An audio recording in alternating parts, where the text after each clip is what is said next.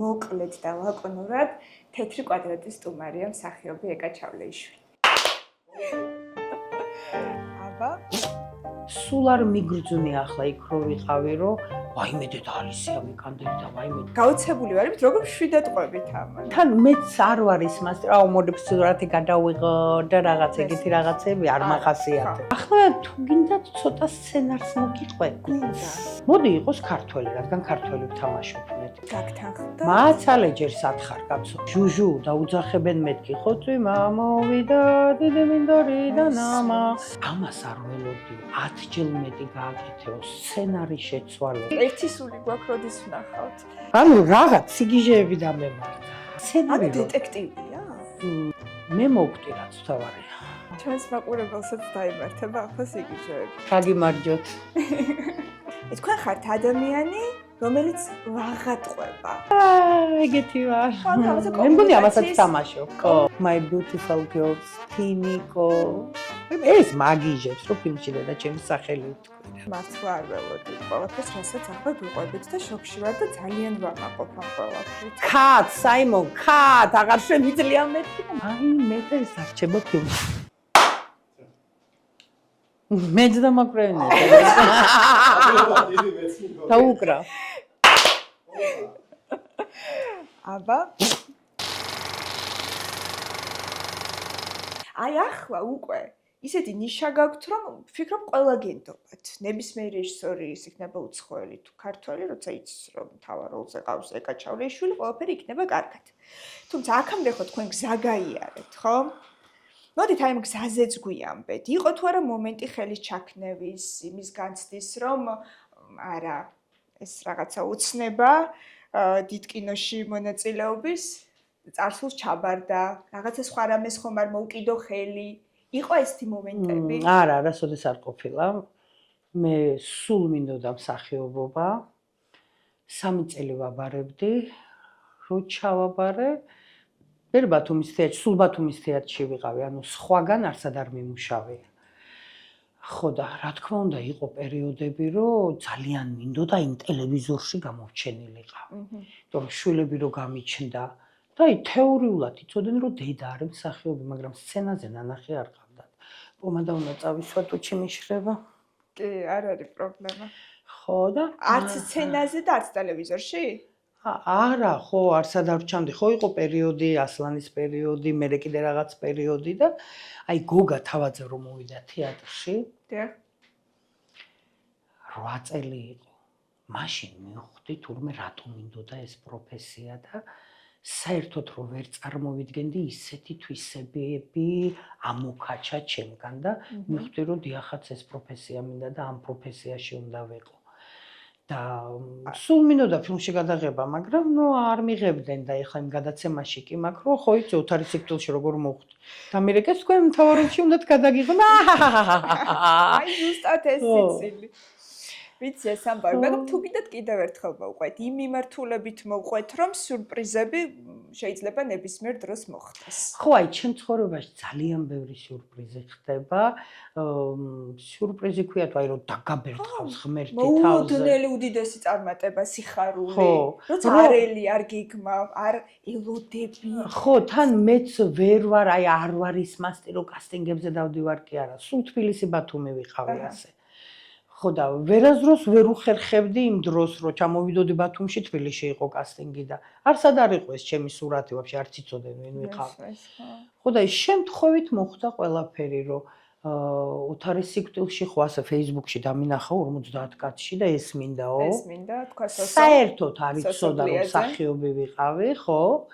მერე ელენემ თავისით ვნახა კიდე რაღაც ნახევარწუთიანი ერთადერთი ვიდეო მქონდა ჩაწერილი. გამარჯობათ, მე ვარ ეკა ჩავლეიშვილი, 80 კილო, ძალიან მინდა ტელევიზია კინოში გადაღება გადამიღეთ რა. აი ეს ნახა გადამიღო სველქვიშაში, სველქვიშიდან უკვე შაშვში და შაშვიდან უკვე აი საიმონთან. მესმის შაშვზეც არაერთხელ გისაუბრიათ და ბევრი გისაუბრიათ. აი რაღაცა ქალები, ხო? აი ქალები ერთმანეთისგან რადიკალურად განსხვავებულია თითოეული პერსონაჟი, მაგრამ თან რაღაცა გარკვეული მსგავსებებიც არის. არ ვიცი ხა საიმონის ფილმს როცა ვნახავთ, იქ უფრო დავინახავთ. აი უფრო ძლიერი, იმიტომ რომ სახე მაქვს მკაცრი რა. და უფრო ეგეთ ძლიერ ქალებს მათამაშებენ. არ მინდა. ძლიერი ქალი. ტაშპანდურა მინდა. რეალურ ცხოვრებაში როგორია ეკა? რეალურ ცხოვრებაში კარგია ეკა. ესეთივე ძლიერია, როგორც თამარა, როგორც აი სხვა პერსონაჟები. ხო და აი ეგრე არ უყურებ, არ ვიცი, ჩვეულებრივად ცხოვრობ, რასაც მოიტანს ცხოვრება, ხან მკაცრი უნდა იყო, ხან ისეთი უნდა იყო, ხან ასეთი და ძირითადად მაინც მიყვარს ძალიან ბევრი თავისუფლება, ასე ვზრთიშვილებს და ბევრი სიყვარული. უნდა დახუნძლო ადამიანის სიყვარულით. შვილი იქნება მეგობარი თუ არ უნდა დაიტოვო. ის მე აი სხვა მსახიობი, ვინც მიყვარს მსახიობი, აი მომეწონა სპექტაკლი. ეგრევე ტირილს ვიწყებს სიხარულისგან. ვეხუტები, ვეფერები, მაგრამ თუ არ მომეწონა, კარგი იყო ვერ ვიტყვი. არასოდეს არ მეთქვამს. შემიძლია გილოცავთ, თქვა და გამოვიდე, რომ აი აქ პირფერობა არ შემიძლია. კომპრომისი ვინ არ წასულა და სხვა რაღაცაში, მაგრამ არა ჩემ პროფესიაში. ადამიანი, რომელსაც პირფერობა არ შეუძლია, ხშირად არისხმე მარგინალი საზოგადოებისგან, ხო? საზოგადოება ცოტა უფრო სხვანაირი ადამიანები ერგებიან. ეს დისკომფორტი გქონიათ თუნდაც კოლეგებთან მიმართებაში? არა, არასოდეს არ მქონია, პირიქით. რა იციან, რომ არ მოვიტყუები. ავთენტურობას აფასებენ. ხო, რომ არ ვიტყვი არაფერს, ახლა თუ კარგი არ არის და თუ კარგია, ხოცაში ავიყვან, იმიტომ რომ ბედნიერი ვარ. ჩემ პროფესიაში რომ ხედა ვიღაცა რაღაცა კარგს აკეთებს, ძალიან მიხარია. აი, ყოფილა ეგეთი მომენტი, რომ აი პერსონაჟისგან ისწავლეთ რაღაცა, აი ამ პერსონაჟმა დააგაფიქრეთ იმაზე, რაც არასდროს გიფიქრიათ, აი თუნდაც ეთეროს შემთხვევაში, რომ აი ეთერო რა მაგარია, მეც მინდა ესეთი მაგარი ვიყო. არის თქვენთვის ავტორიტეტი ეს პერსონაჟი? ყოველთვის მკაფიოთ მაგ გაყოფილი, ანუ რო იციან როლში შევიდა და დარჩა და ვეღარ გამოვიდა, მე ვარ ყოველთვის ეკა და იმას ვთამაშობ. ანუ ეს მაგ მკაფიოდ გამოკვეთილი მივხვდი. როგორ მოახერხეთ აი ეს ზღვარი დაიცვათ მუდმივად, იმიტომ ვფიქრობ რომ ძალიან რთული იქნება, იმიტომ ცხოვრობთ ამით, თამაშობთ, გრძნობთ და დამთავრდა. აი ეს როგორ ხდება აღარ ვიცი. იქ იმ მომენტში ხო მე ვთამაშობდი ჟუჟუნას დაუშვათ, თორე აქეთ მეორე წუთში ისევ ეგეთი ეკა ვიყავი, რომ ყველას ვაცინებდი, თან ენა არ ვიცოდი. მესმის. მოგვიყევით აი იმ პროცესებზე, რომლებიც არ გამოჩნდება კადრში, სად ცხოვრობდით, პირობები რო კარგი იყო ეს უკვე გავიგეთ, სად შედიოდა როლში ეკა ჩავლეიშვილი. აი მე ერთი ყველაზე სასაცილო, ახლა იმას თქვენ ვერ გაჩვენებთ, მაგრამ ხო არის ფილმის დაწყების წინ რომ სასაცილო მომენტებს აჩვენებთ. და რო დამთავრდა ეს გადაღება, დიდი ფართი ქვია თუ ივენთი ეს ქონდა. და იქ გვაჩვენეს ეს სასაცილო მომენტები და როგორი მომენტია ახლა. მკვდარი რომ მომკლავენ, ხო, მერე ჩამაგდებენ დიდ ყუთში. და იქ 3 დღე ვიღებდით, ანუ ძალიან დიდხანს ვეგდე იმ ყუთში. ხო და კაცო, სუკანი ვარ ახლა 55 წლის ვარ და მეძინება ხოლმე. და რომ მეძინება ვხრინავ. დაგეძინა? სულ მეძინებოდა და თაკი მანამდე აი სადაც მკვდარი ვარ და წევა რომ დავწვებოდი, ნუ 12 საათი მიდის გადაღება წარმოიდგინე, გაუნძრევლად მკვდარი ხარ. და აი თუ თვალებს დავხუჭავდი და თაკი იყო და მაღვიძებდა და ამ ყუთში რო ჩამაგდეს თაკი ვერ მომიახლოვდა რა, ღრმა იყო. და აქ არის გადაღებული რომ ისეთი ტრაგიკული სცენა მიდის კირა ნაითლი და სემ კლაფინი ცოლ-ქმარს თამაშობენ. ახლა რა გვარია, მაგრამ ისინი ხო ვერ ნახავენ მაინც. ვერ ვიმახსოვრებ ამ სახელებს და გვარებს, ხო. და უცებ ესენი რაღაცას თამაშობენ და იქიდან ისმის. ვაიმე და რო აყირავდნენ, ესე იგი 1 საათი ვერ გააგრძელეს რა. და მე ახლა თაკი მეუბნება, ეკა ახლა შენ ნავთს დაგასხამენ. მე კი ღადაობს რა ის ნავთს დამასხამენ და ღამე მიდის ამის გადაღება. და უცებ 5 საათი რო წევარ და დამიშვეს ცივი წყალი. ანუ ვითო ნავთს მასხამებთ. და ამ დროს ნახე წამებში რა ხდება ტვინში, რომ აღარ შემიძლია უკვე აქ წოლა, მაგრამ თან მკვდარი ხო ვარ, ასე მკვდარი ვარ.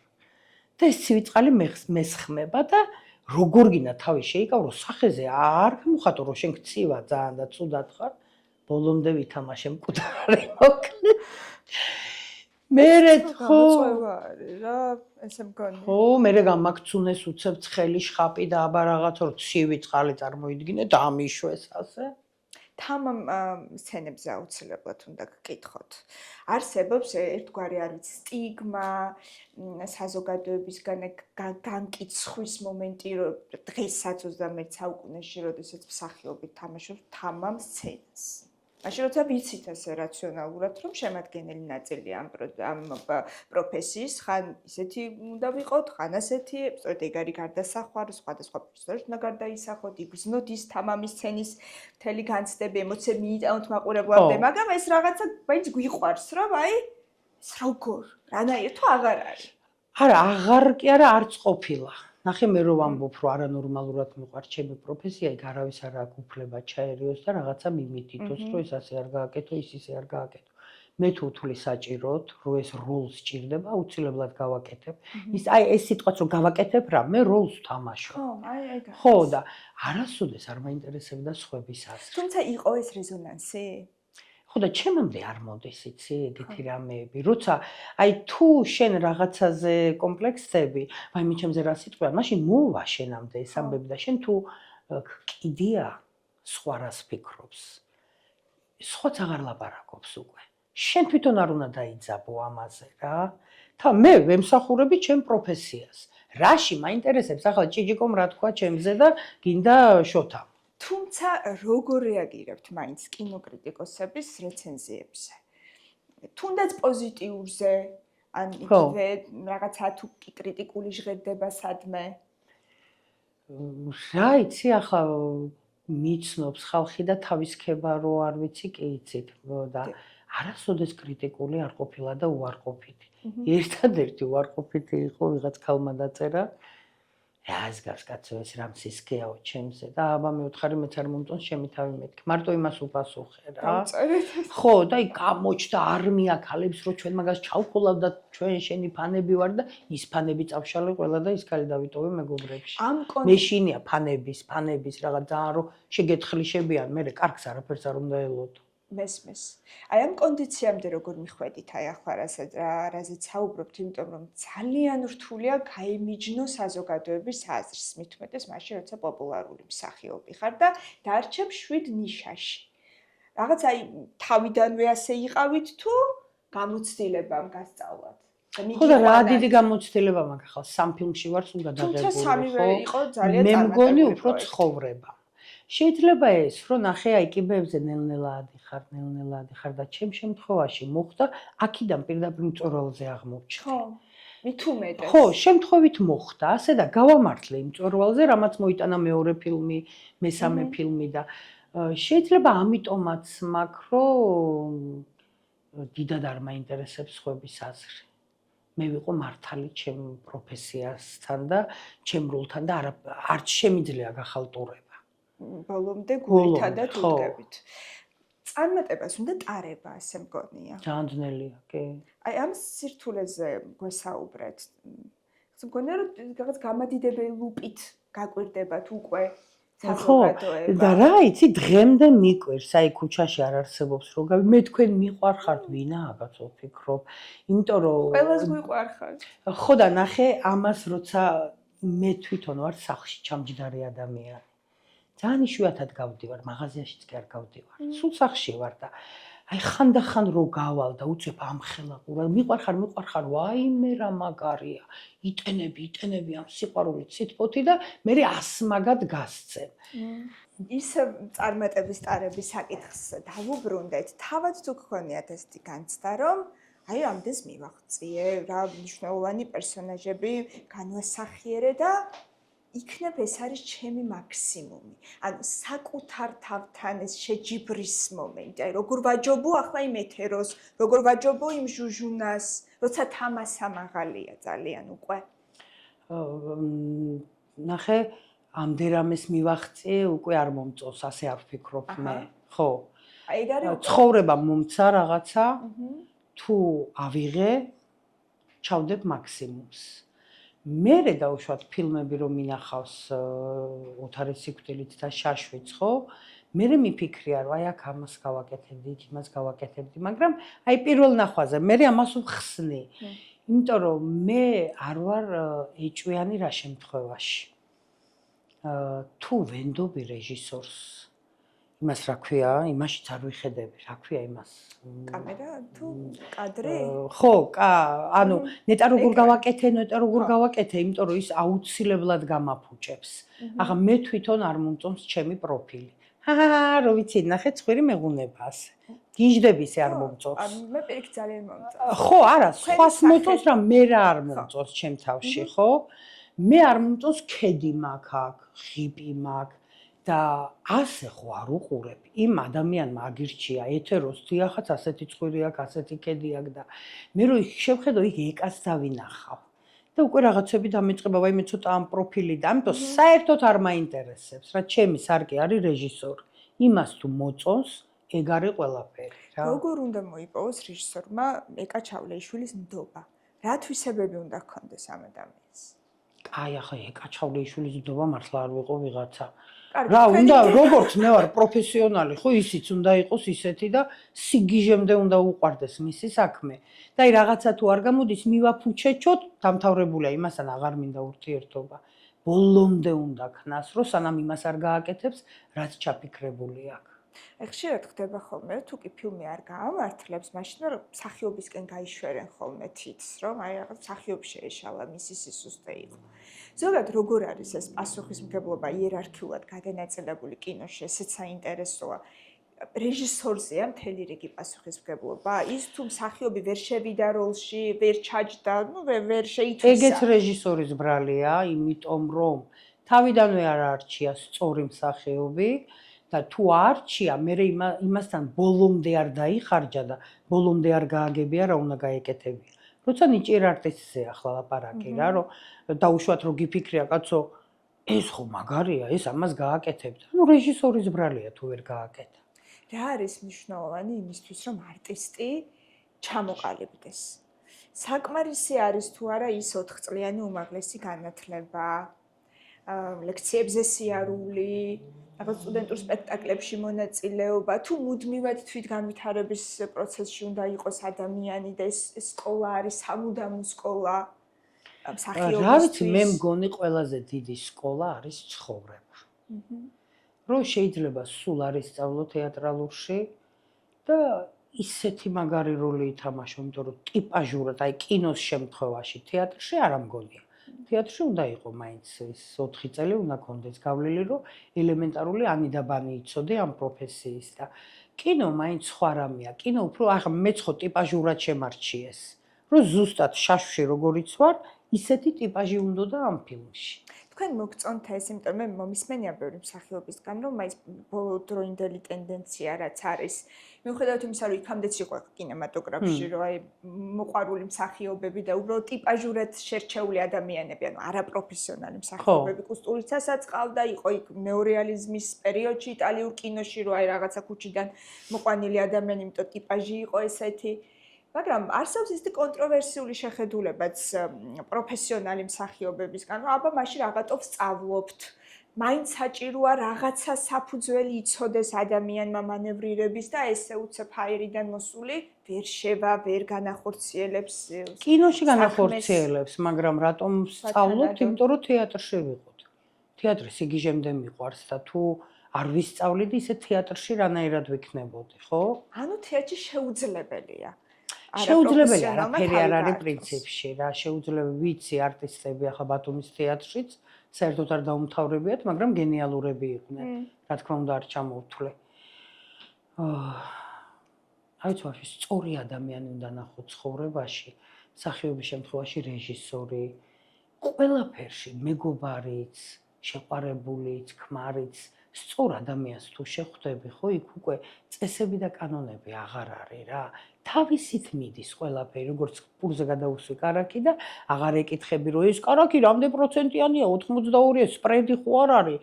კარგად მიდის მე ყველაფერი რა. რა. მესმის, ანუ მაინც აღდა ბედს უნდა კი მივანდოთ რაღაც ბატონო, საკითხები კი ბედის ბატონო. წერას. მაყურებელზე მინდა გკითხოთ, ოღონდ თეატრის მაყურებელზე ვისაუბროთ კონკრეტულად. ამით მე ღირს ვიპარავ. შეგიძლიათ თქვენ შეგიძლიათ ტაფს თუ კომფორტ შეიქმნათ.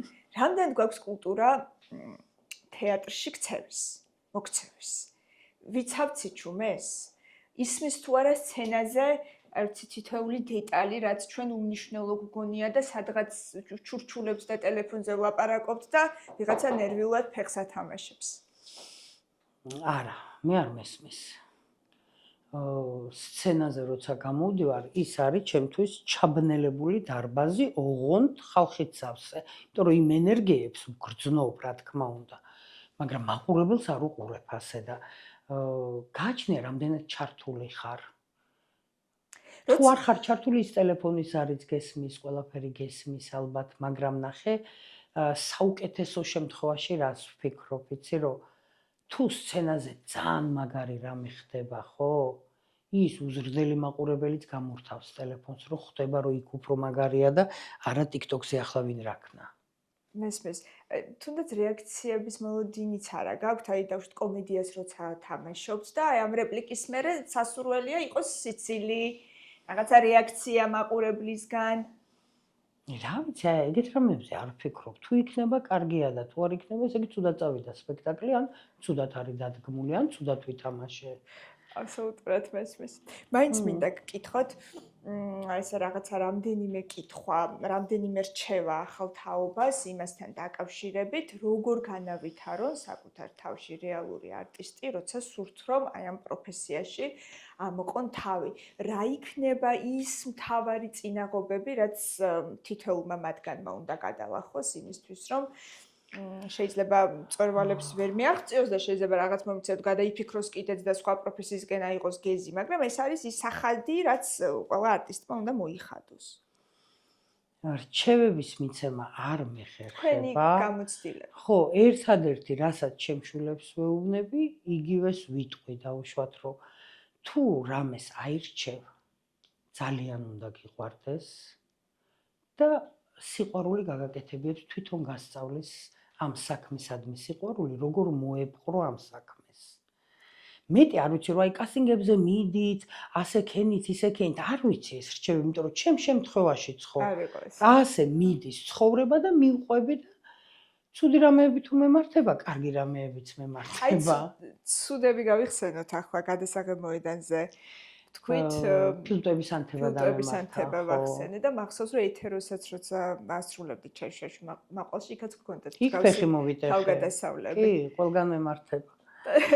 და ალბათ ამიტომაც მემართება, ხო, რომ აკომპენსირებს ეს ასეთი კარგი რამე, ხო. და მე ჩვენ მაქვს უკვე სულ ასე ვიყურები და ისე დავდივარ, რომ გონია კიდე უნდა წავიქცე, კიდე უნდა წავიქცე. აი ფილტვის ანთება როგორ აღმოაჩინეთ? ძალიან ბევრს ვეწევი, სამკოლოფამდე ვეწევი. და იქ რო ჩავედი, სიგარეტი შევცვალე. იმიტომ რომ ბევრს ხო ვერ გადავიტანდი. გადავიტანე ერთი ბლოკი და მიმთავრდა და ვიყიდე იქ უკვე სიგარეტი. მოწევა ცუდია. მოწევა ძალიან ცუდია. 40 წელია ვეწევი და არასოდეს არ მინდა რომ მოვწიო. ხო, მაგრამ დადგება იქ დღე. ღმერთით 80 წელს რო გავხდები. ხო, თქვენი არჩევანია ეს. სულ ვახველებდი და უკვე კადრები იშლებოდა რა, მიტყდებოდა ეს ხველა და უკვე დისკომფორტი. თვითონ გამიშვეს ექიმთან. და გადამიღეს პროვანსელმა ექიმმა გადამიღო რენტგენი და ფილტვების ანთება გაქვს და საშინელ დღეში გაქვს ფილტვები, რამდენს ეწევიო მითხრა. და კაი აღარ მოწევ მეთქი. დამინიშნა პაჩები, ნიკოტინის პაჩები, ნიკოტინის კევი და რაღაცა მოხდა ჩემ ტვინში, რომ მოდი აღარ მოვწევ და მართლა აღარ ვეწევდი 2 კვირა. აღარც მახველებდა, ისეთი კარგი იყო ცხოვრება, აღარც ყავას არ ვსვამდი. აი, ზურგი მემხანებოდა, ფრთები ამომივიდა, მე მგონი რა, ბოლომდე ანგელოზი გავხდი. მერე რა თქმა უნდა ისევ დავიწყე და სანამ არ ვეწევდი, ყველა გავაფრთხილე, რომ მე არ ვეწევი მეთქი, რომ მერე შემცხვენო და ჩუმად მოწევა. და მერე ისევ ხმამაღლა დავიწყე და რომ მეკითხებოდა, რა შვები, კაცო, რატო ეწევიო, ენა ხო არ ვიცი და თქვა ის? არა, კარი. უცენზურო ამბავი. მაგრამ უცხოურად პასუხი. ხო, მესმის. მიკროსამყაროა, სულ ესე მგონია გადასაღები მოედანი არის, მიკროსამყარო, ადამიანები ახლოვდებიან, უახლოესები ხდებიან და გადაღების შემდგომ შეიძლება ერთმანეთს აღარც შეხვდნენ ესე პირადად. ხო, ან დიდი მეგობრობა გაგრძელდეს, ოჯახები შეიქმნას, არავინ არ იცის. აი ეს 40 დღიანი თავგადასავალი დასრულდა. რა არის რაც ყველაზე მეტად გენატრებათ და თვლით რომ სულ მოგენატრებათ? ყველაზე მეტად მენატრება თვითონ რეჟისორი. ძალიან ბევრ სითბოს გამოხატავდა მარტო ჩემს მიმართ არა. ყველას უხაროდა იქ მუშაობა. ეს არ იყო დიდ ბიუჯეტიანი ფილმი, საიმონის პირველი სრულმეტრაჟიანი ფილმია. და კირა ნაითლიც, ალისიაც, ეს ტომ ჰოლანდერი, ყველა მისი მეგობარია. ამიტომ პატარა თანხაზე დათანხმდნენ და ერთი დიდი ხო რაღაც ქართული ამბავი იყო. და აი ყველას ძალიან უხაროდა და ეს რომ მოდიოდა, იწყებოდა რითიც, ყველას ჩამოუვლიდა და ეხუტებოდა და კოცნიდა.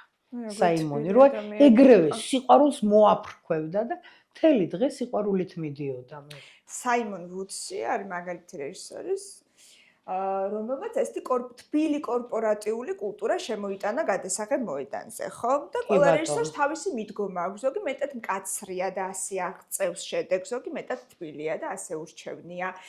აი თანამშრომლობას, ურთიერთპატივისცემას, ურთიერთგაგებას, იმიტომ რომ ზოგადად ამ სფეროს შესახებ ხშირად ესეთი წარმოდგენა აქვს, რომ ეს არის კონკურენტუნარიანი სფერო, სადაც ჩასაფრებულნი არიან. კი, არის, როგორ არ არის. ერთმანეთის როლის სურთ, ერთმანეთის წარმატება ნაკლებად უხარიათ, იმიტომ რომ მუდმივად შეჯიბრია, ხო, აი თითქოს მუდმივად კონკურსში არიან. ანუ ესეც არის, ხო და აი გადასაღებ მოედანი იყოს გაწმენდილი ყოველგვარი ამ კონკურენციისგან რაოდენ დიდი მნიშვნელობა აქვს და თუ კი იქნებით ისეთ სივრცეში, სადაც ეს კონკურენციაც დაგხვდებათ, იქნება თუ არა თქვენთვის შემაფერხებელი როლის განსახიერების. ჯერ არ ყოფილვარ და მე მგონი კი, იმიტომ რომ მე არ შემიძლია თუ მიყვირიან და იმიტომ რომ არ ვარ საყვირალი ადამიანი. თუ კარგად ამიხსნე, გაგიკეთებ იმას, რაც გინდა და რო ყვირი, შენი სისუსტეა. შენ ვერ ერევი თავს და ვერ ხსნი კარგად ესე იგი რა. ხო და ასე დაძაბულ გარემოში არ ამგონია რომ გავცლო. არ მიღირს, ხო. კონკურენციაზეც გითხარით, ხო, ესეც არის ალბათ ამ რთული მსახიობის გზის ნაწილი, ხო? აი რაღაცა მუდმივად განცდა მე მინდა ის როლი და ან ვიღაცას უნდა თქვენი. ქონიათ ესეც თუ ამ შემთხვევაშიც გაგიმართლათ და მხოლოდ სიხარული თეატრშიც დაუშვათ აი გოგა როცა იყო, სულ კარგ როლებს თამაშობდი. მერე დიდად არ მაინტერესებდა რამე მეთამაშა. უბრალოდ რადგან თეატრში ვიყავი და რადგან ხელფასს ვიღებდი, ხო? რაღაც წელიწადში ერთ სპექტაკლში მაინც უნდა ვყოფილიყავი. თორე დიდი ინტერესი არ გამჩენია, რომ არ დავუინტერესები ვარ არავის, რომ აი მომდომებოდა მასთან თამაში. ხო და ასე დროს სულ ვახერხებ ლავირებას რაღაცნაირად თავის დაძვრენას, იმიტომ რომ ძალიან ცუდად ხვდები თუ არ მსიამოვნებს პროცესი. მესმის. რეჟისორი არ მომწონს, პარტნიორი არ მომწონს, მთელი სიტუაცია არ მომწონს და შეიძლება მოვკვდე. საოცნებო როლზეც მინდა გკითხოთ. არანაირი საოცნებო როლი არა მაქვს. აი კიდევ ის რომ პროფესიონალებთან ერთად მსხალით შემიძლია ვითამაშო და ცოცხიც. იშვიათი პასუხია ეს. ხო, იმიტომ რომ ლედი მაკბეტი მინდა რადგინა ვიღაც ჯულიეტა. ხო, ვიღაცამ დადგას, გვინ დადგამს გააჩნია, ხო? და შვილებზე მინდა გკითხოთ. აი, მე შვილები ძალიან მიყვარს. აი, ჩემი შვილები. კესანი ლილი. და ესეც ჩანს კადრში ესენი დამიტოვეს, ხო. მათი აღქმა როგორია ამ რეალობის? დედა არის ვარსკვლავი. არა, მათაც ძალიან ჩვეულებრივად, იცი? მე რადგან არ მაქვს ეს რომ დედა მე ვარ და ჩემი ნაბადი ხო არც იმათ არა. ჩვეულებრივი ეკა ვარ. ჩვეულებრივი ეკა. უხმესი მადლობა რომ ხართ ასეთი ჩვეულებრივი ეკა. დიდი მადლობა. და ხართ თან არაჩვეულებრივი ეკა. დიდი მადლობა რომ იყავით ჩვენს სტუდიაში. მადლობა თქვენ. დიდი მადლობა თქვენც ასევე.